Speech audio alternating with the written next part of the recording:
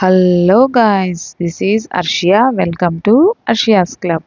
ఈరోజు ఎంతో tasty and healthy అయిన క్రిస్పీగా ఉండే మసాలా వడలను చేసేద్దాం. ఎంతో ఈజీ పీజీగా చేసేద్దాం. వచ్చేయండి. దీనికోసం శనగపప్పుని ముందుగానే ఒక 4-5 గంటల పాటు నానబెట్టుకోవాలి. నేనైతే 150 గ్రామ్స్ తీసుకున్నాను, ఒక కప్పెడు. తర్వాత దాంట్లో నుంచి ఒక గుప్పెడు శనగపప్పును పక్కన తీసి పెట్టుకోవాలి. అది అలాగే కలుపుకుంటే చాలా క్రిస్పీగా బాగుంటాయి. ఇవి శనగపప్పుని జార్లో, మిక్సీ జార్లో వేసుకొని దాంట్లోనే 2 ఇంచుల అల్లము, ఒక 5-6 రెబ్బల వెల్లుల్లి వేసుకున్నాను. అలాగే మన కారానికి తగ్గట్టు పచ్చిమిర్చి చీలికల్ని వేసుకున్నాను. వీటిని గ్రైండ్ చేసేసుకుంటున్నాను నేను. కోర్స్గా గ్రైండ్ చేసుకోవాలి, ఎక్కువ మెత్తగా కాకూడదు. మెత్తగా అయితే ఏమంత బాగుండదు. కోర్స్గా గ్రైండ్ చేసుకున్న పిండిని ఒక బౌల్లో తీసుకొని మనం ముందుగా నానబెట్టుకున్న శనగపప్పును, తర్వాత సన్నగా తరుక్కున్న ఆనియన్స్, అలాగే కొత్తిమీర, పుదీనా, కరివేపాకు మూడింటిని సన్నగా తరుక్కొని వేసేసుకున్నాను. తర్వాత జీలకర్ర వేసుకున్నాను రానే. తర్వాత మనకు తగినంత ఉప్పు వేసుకొని ఈ మొత్తం మిశ్రమాన్ని బాగా గట్టిగా పిసుక్కుంటూ కలుపుకోవాలి. వాటర్ ఏం దీనికి అవసరం ఉండదు. ఒకవేళ మన పిండి గట్టిగా అయిపోయి వాటర్ అవసరం పడితే స్పూన్తో వేసుకోవాలి, లేకపోతే పిండి ముద్ద కట్టదు, మనకు వడ చేసుకోవడానికి రాదు.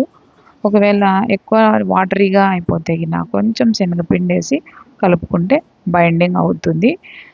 తర్వాత స్టవ్ మీద కడాయి పెట్టుకొని ఆయిల్ వేసుకొని, ఆయిల్ బాగా హీట్ కావాలి.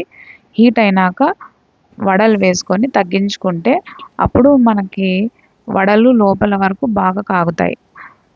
ఆయిల్ మాత్రం వేడి కావాలా. వడలు వేసినాక మాత్రం ఫ్లేమ్ని మనం తగ్గించేసి మనం మీడియం టు లో ఫ్లేమ్లో వేయించుకుంటేనే మన వడ లోపల భాగం అంతా ఉడికిపోతుంది, పైన భాగం అంతా క్రిస్పీగా తయారవుతుంది. లేకపోతే కలర్ మాత్రం బాగా వస్తుంది, కానీ లోపల పచ్చి పచ్చిగా ఉంటుంది హై ఫ్లేమ్లో చేసుకుంటే. చూస్తున్నారు కదా, నేను చాలాసేపు లో ఫ్లేమ్లోనే చాలాసేపు కాల్చుకున్నాను. అందుకోసం నా వడలు చాలా క్రిస్పీగా భలే బాగున్నాయి. చూస్తున్నారు కదా, వేసేసుకుంటున్నాను.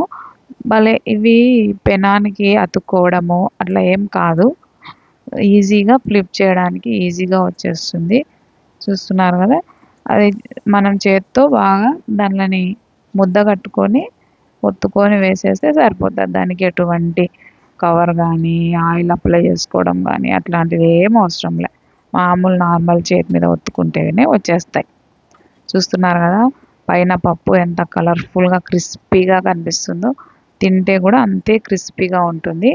పుదీనా ఫ్లేవర్ చాలా బాగా కనిపిస్తుంది. కొత్తిమీర, కరివేపాకు అవన్నీ వేసినాం కదా, అల్లం, వెల్లుల్లి అంతా వేసినాం కదా, చాలా మంచి ఫ్లేవర్. అసలు చేస్తుంటేనే ఎంతో మంచి వాసన వస్తుంది.